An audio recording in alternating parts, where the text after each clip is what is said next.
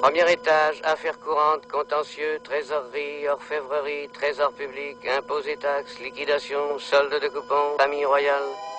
Prison d'État, prison d'été, prison d'hiver, prison d'automne et de printemps, bagne pour petits et grands, équipement militaire, ministère de la guerre et des hostilités, sous-secrétariat d'État à la paix, panoplie en tout genre, feu d'artifice, dernière cartouche, fourrure, bonneterie, chapeau, képi, trompette, brossard luire et tambour, gendarmerie, lavatory, manu militari, grandes imprimeries royales, lettres de cachet, taxes et impôts, contraintes par corps, oubliettes et catacombes, passementerie et casse-tête, ombrelles et parapluies, casino, tir aux pigeons, musée de l'armée, jardin des plantes, galerie des ancêtres, grands ateliers du roi, asile de nuit du roi, gibier de potence du roi, salon de coiffure du roi, pédicure du roi, bain de vapeur du roi, grandes eaux lumineuses du roi, musique de chambre du roi, trompette de la garde du roi.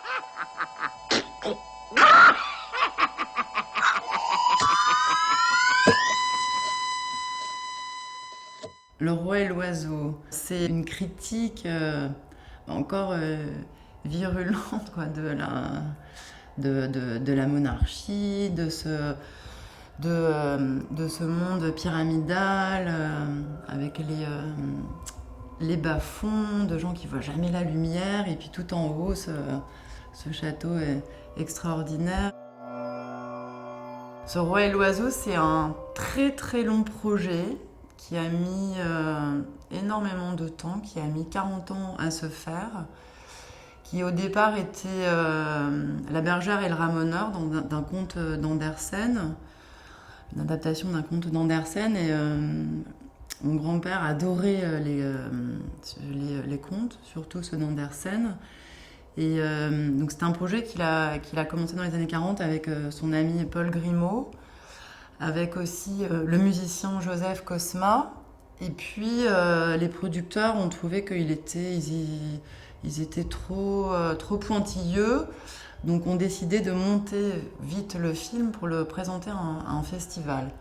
Donc les auteurs étaient furieux, sauf Joseph Cosma qui a donné sa musique, qui a permis à ce qu'il y ait un espèce de premier film comme ça, Le Roi et l'Oiseau, mais qui n'était pas du tout approuvé par les auteurs, donc il y a eu un procès.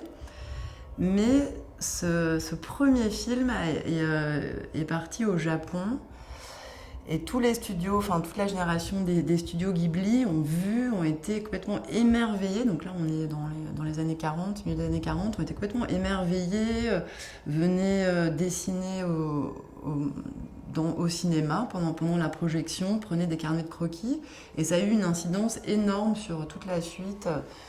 Et ça, ils le disent très régulièrement.